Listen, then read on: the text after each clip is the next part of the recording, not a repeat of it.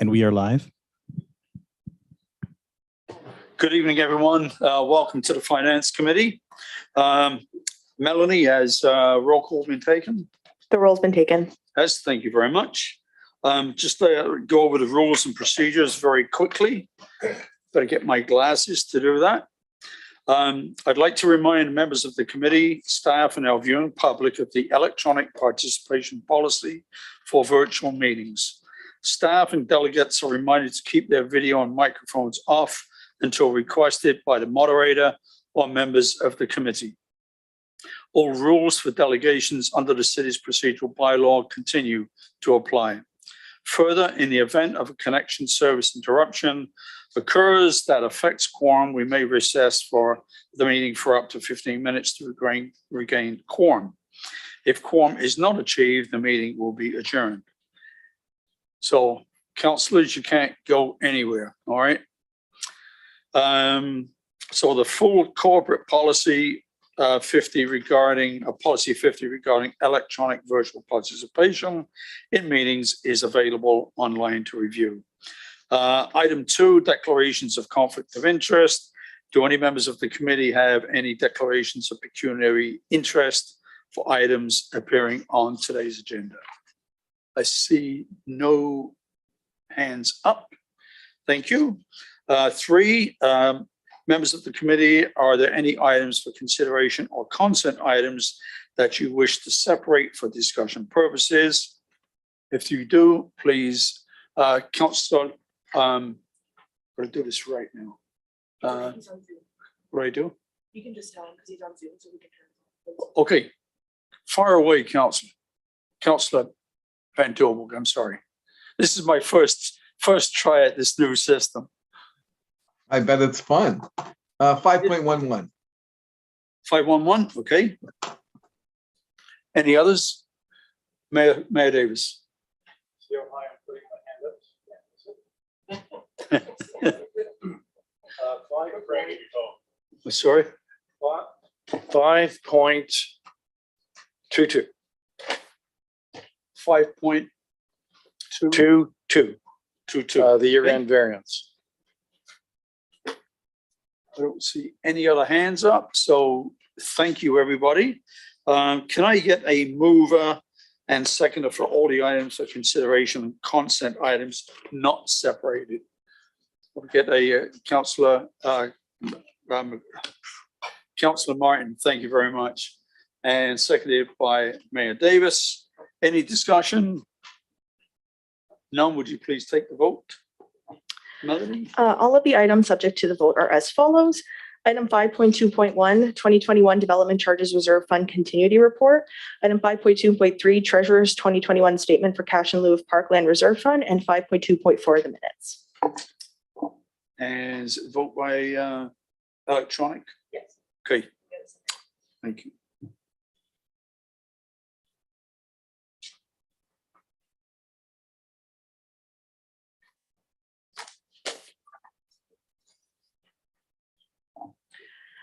All items not separated carry unanimously on a recorded vote. Those voting in favor, Mayor Davis, Councillor Martin, Councillor Sicoli, Councillor Van Tilburg, and Councillor Utley.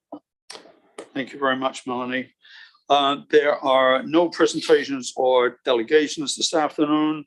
So I need a, I think at this point, I need that mover and a second, right? A mover and a seconder for the separated items.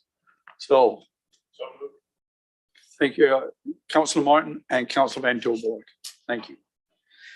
So with that, Councillor Van Tilburg, 511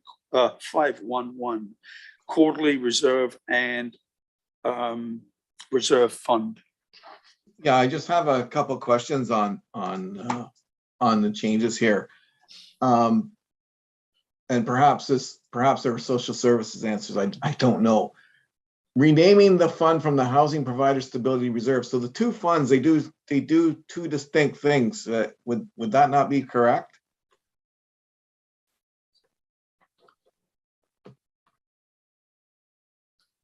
Get an answer for that, please. Sure. Sorry, through you, Chair Utley, to Councillor Van Tilburg.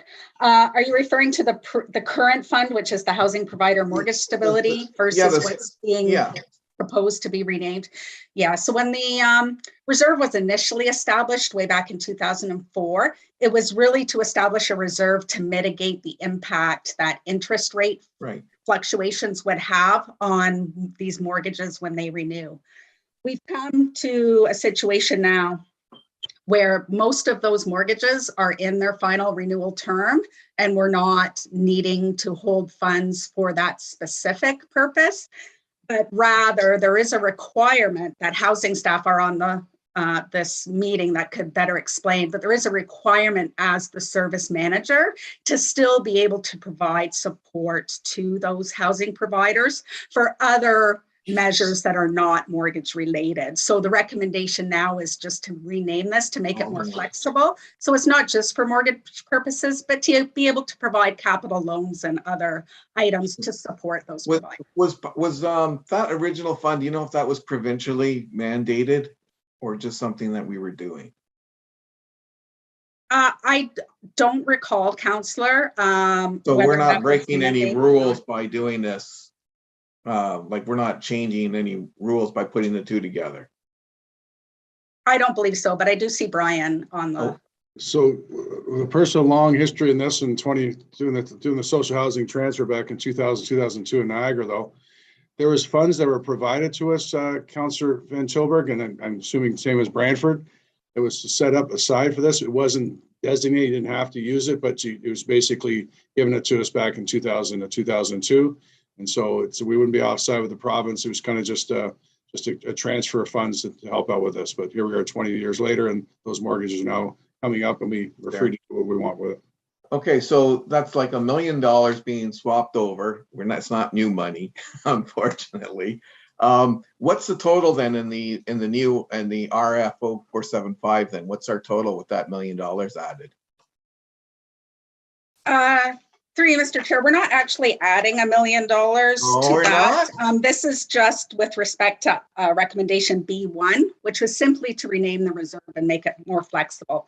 So the balance in that reserve currently is just a little over $1.5 million. Well, so I thought that we were transferring. Oh, I thought the million. I'm confused then. Okay.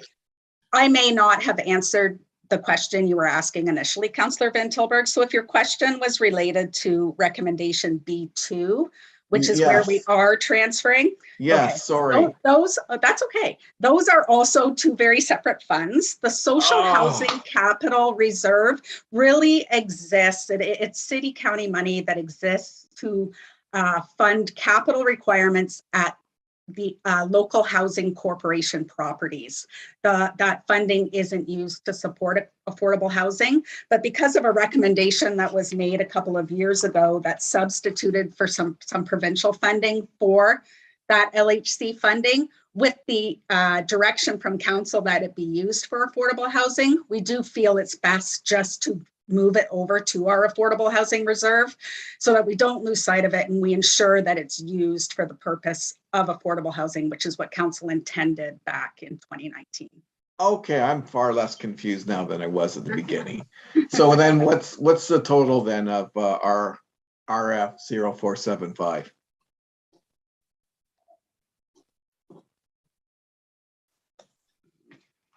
I'm just going to quickly look at our reserve report schedules here.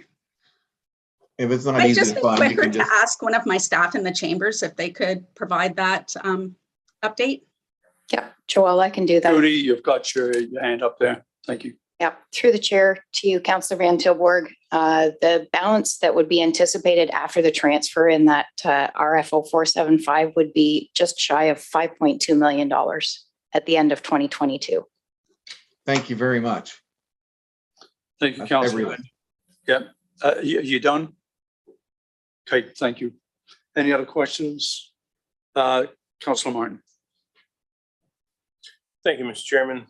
On page 4 of the report, there's a chart that shows comparative municipalities, and it explains that our reserves are low compared to the others once you take out water and wastewater reserves. Do we have some major projects in water and wastewater that require this large reserve, or are we putting too much in there and charging too much for our water? Through you, Mr. Chair, we did have some discussions around this back at the capital budget time. So there is significant money in water and wastewater reserves currently, but there is a capital plan, a very aggressive one within the next 5 years to utilize a lot of the balances that are in there. And the rate update that was just approved by council has reset the rates to look at the future long-term capital plan as well, and setting those rates appropriately. I do just want to say in that chart that our once we take out the water, wastewater, we do look terribly low compared to our comparators when we take out the water, wastewater. But we have done our own preliminary estimate for 2021 now that the reserve entries are done for year end. And I can say that what we're expecting to experience in Brantford for 2021 actually increases our position from an average of 686 to 990. So we're getting more in line back with our comparators. Okay, and I guess we'll have to wait to see what the comparators end up at to do the comparison again. Yes, Okay. absolutely. Thank you. For your answers. Melanie, can you call a vote, please?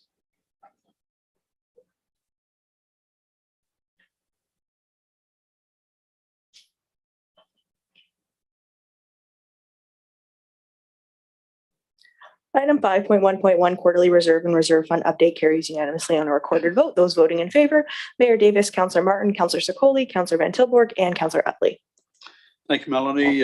Mayor Davis, you have 5.2.2. I do. Thank you, Chair. First, I want to just make a comment about Joelle. Well, I've never seen anybody talk with such enthusiasm and passion about reserves. And I say that with a lot of respect. And it's great that you're so fully enthused and infused with your responsibilities. So let's talk about this anticipated surplus. So first of all, when do you anticipate that you'll have the audited returns in? Through you, can tell us Councillor what Utley, to Mayor Davis. the final surplus amount is. Yeah, not so projected. final audited statements along with a final surplus report and recommendations for allocation of surplus will come to the Finance Committee in June. Excellent. And I assume you're expecting it'll be pretty similar to what you're currently predicting then. Yes, barring anything alarming that comes out of the final audit process, but the initial audit work has been done. We're just looking to consolidate now, essentially, with our local boards to be able to provide consolidated statements. At this time, I'm not expecting any major changes. And are there any lessons through you, Mr. Chair, to draw? Are there any lessons to be learned from our budget experience in 2021? Well, lessons learned through COVID, it was definitely difficult to budget. I know that all departments experienced, a lot of issues with doing a budget with an unknown environment. We could take what we expected at a certain point in time based on what the environmental and situation was like at a point in time, but certainly through 2021, where it looked like we were in the clear, and then we went into a third wave, and then it looked like we were clear, and then we got a new variant. Very difficult to budget.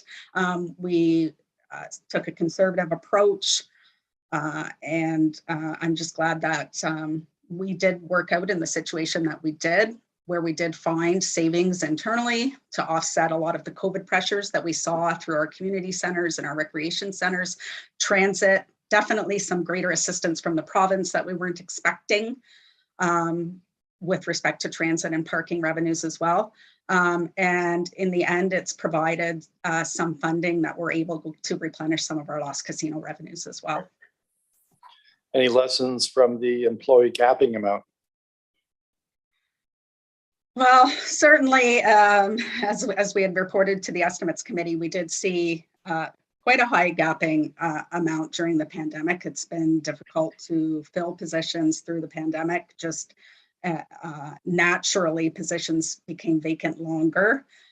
Certainly something we're going to keep a good pulse on. Estimates Committee did recommend to increase our gapping savings budget by $200,000 this year. And we'll continue to report on that through variance reports this year and see if there's any opportunity to continue to adjust that number.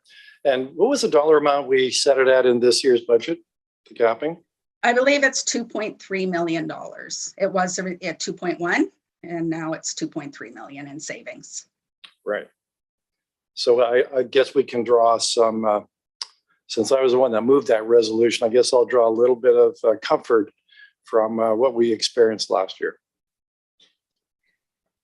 Yes, and you know, as time goes on, we're going to see if that experience continues in this post-pandemic world as well. Okay. Thank you, Mr. Chair. Those are my questions. Thank you, Mayor Davis. Thank you, Mayor Davis. Are there any other questions? I don't see any. Melanie, would take the vote, please.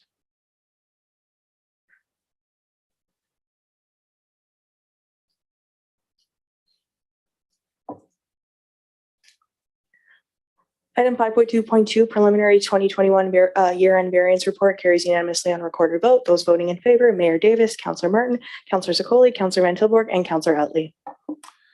Thank you, Melanie. That brings us to resolutions, and Vice Chair Van Tilburg, would you be kind enough to take the chair, please? Very well. Councillor Utley, would you like to state your resolution? Thank you very much, Mr. Chair. And do you have a seconder? So yes, I'm looking for a seconder on this item. Looks like Councillor Sicoli. Thank you very much. And with that, Mr. Chair, I'll just read the resolution. Whereas President and CEO Julie Powell, St. Joseph's Life Care Foundation, and David Wormald, President of St. Joe's Life Care Center, Brantford, made a presentation to the Finance Committee on March the 9th. And whereas a PowerPoint presentation was made outlining the good work that is performed at the Stedman Community Hospice and with outreach programs. And whereas the province of Ontario, does not fund all the hospice operations. And whereas the city and surrounding communities and citizens raise approximately $1.2 million per year to offset the operational costs. And whereas 67% of residents are from Brantford and the remaining 33% from surrounding communities. And whereas 970 families are supported through outreach programs, and whereas 76% are cancer patients and 24% non-cancer. And whereas hospice care and delivery has been severely impacted by the COVID pandemic. And whereas the County of Brant has committed $100,000 to St. Joseph's Life Care Foundation, and whereas President David Wormald made a case to support staff who are stretched, strained, and exhausted by the effects of COVID, which impacts staff shortages and retention. And whereas an urgent need exists to employ resilient strategies to combat systemic workplace stresses and traumatic workplace stresses. And whereas staff are requested to contact St. Joseph's Life Care for more details on how potential city funding can support their request. Now, therefore, be it resolved that staff are requested to contact St. Joseph's Life Care to A, determine how the $100,000 request will be used towards the cost of community outreach and resident care services, and B, determine how the $70,000 request will be used to develop and provide resilient strategies and reduce workplace stress, and C, determine what accounts these programs could be funded from in this fiscal year, and D, report back to the Finance Committee with a recommendation of funding sources in the May 2022 cycle. I'd just like to add further to this, Mr. Chair, that I think most of us know that the hospice and their staff do wonderful work in our community.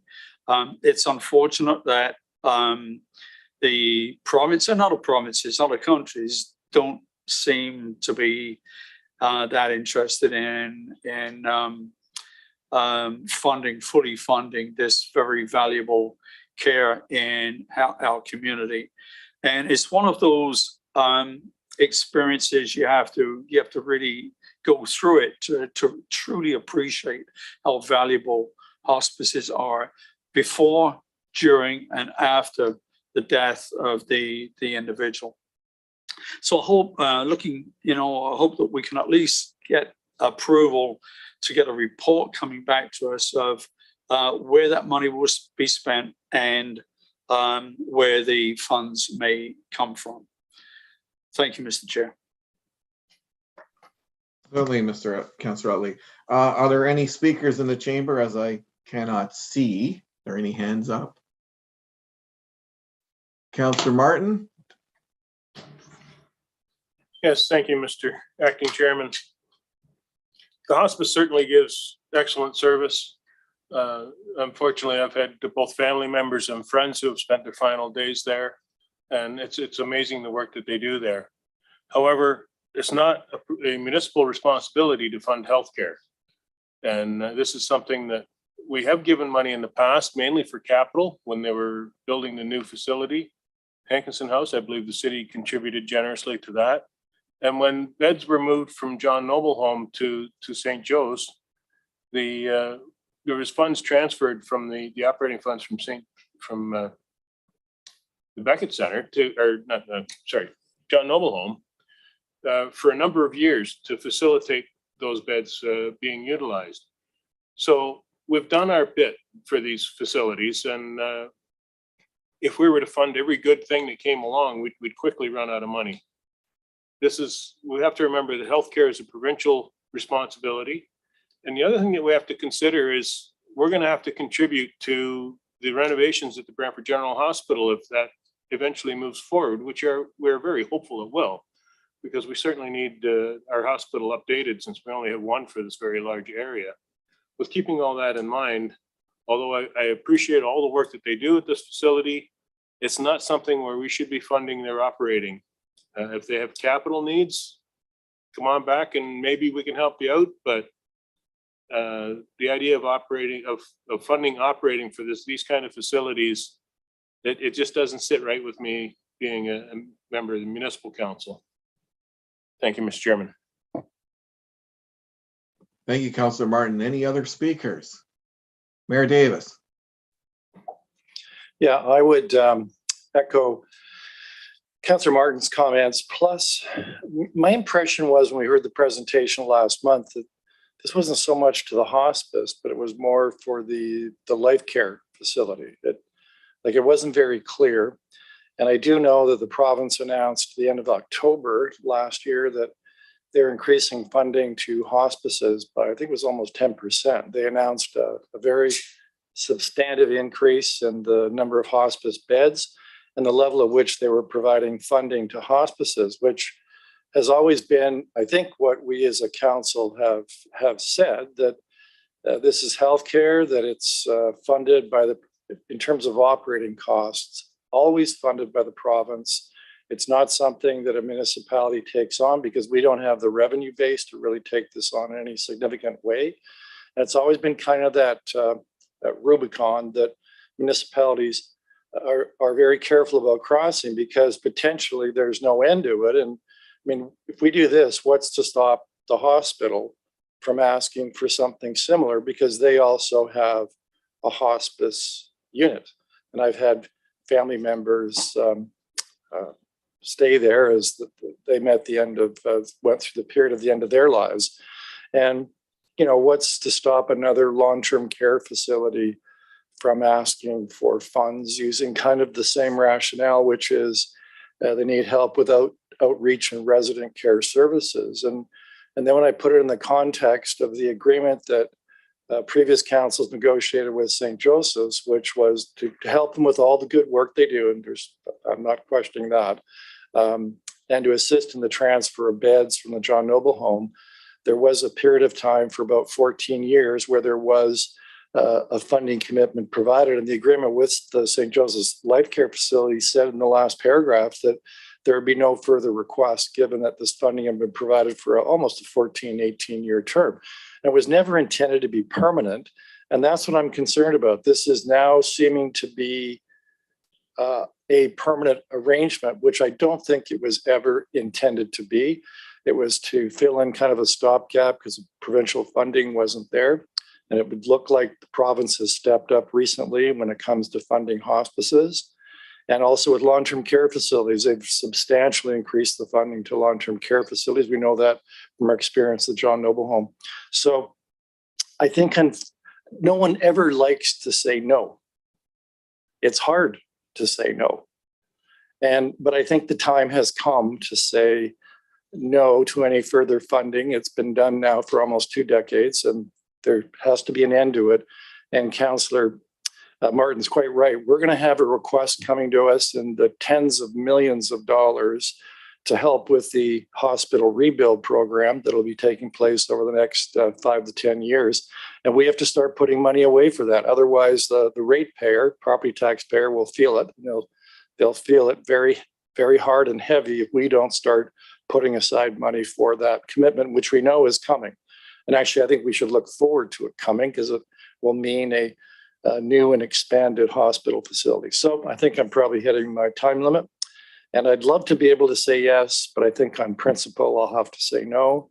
And I realize you've set this up, Councillor Utley, so that it's directing staff to, first of all, check things out before coming back to us. But since I think I'd be voting no based on principle, I say, why put staff and St. Joseph's to that inconvenience if it's not something I would eventually support anyways.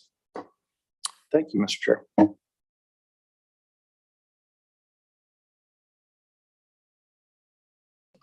Councillor Sikoli. Thank you, Chairman Van Tilburg. While I deeply understand,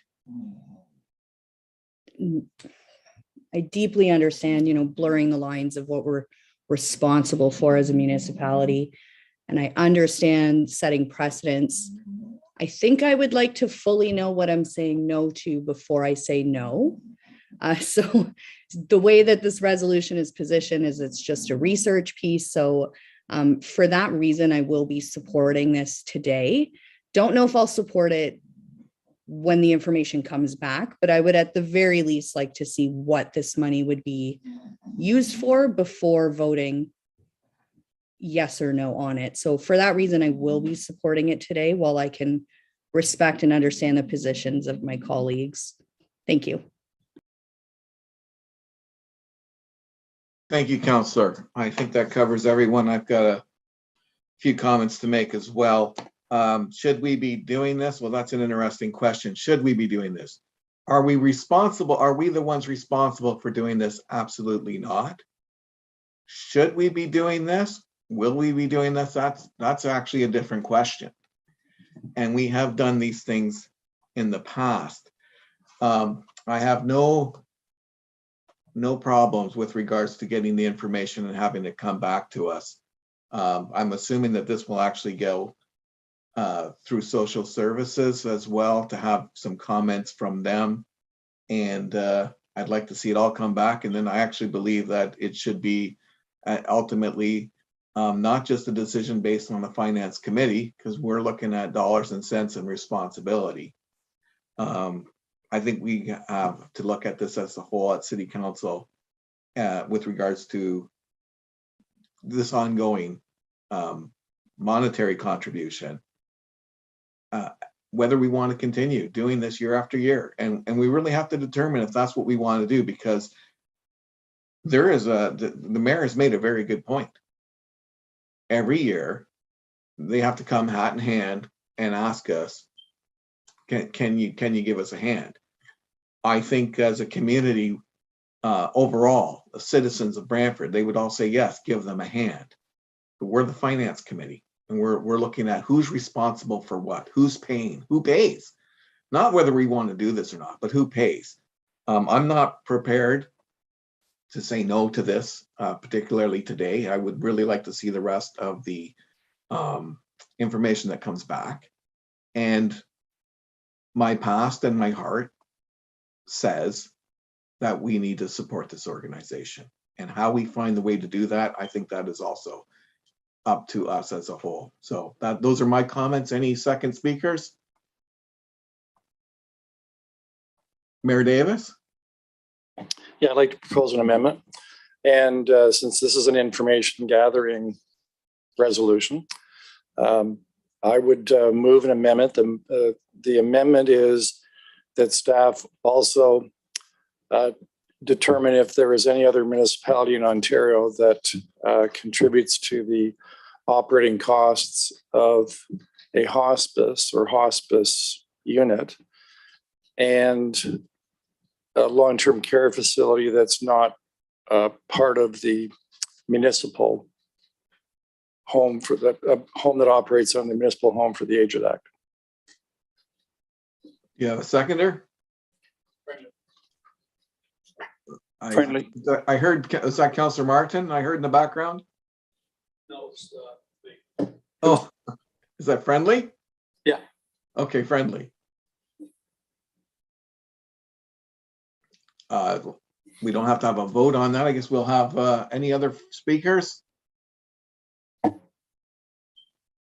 Seeing none, let's call the vote on the amendment. Or not on the amendment, I guess on the resolution as a whole.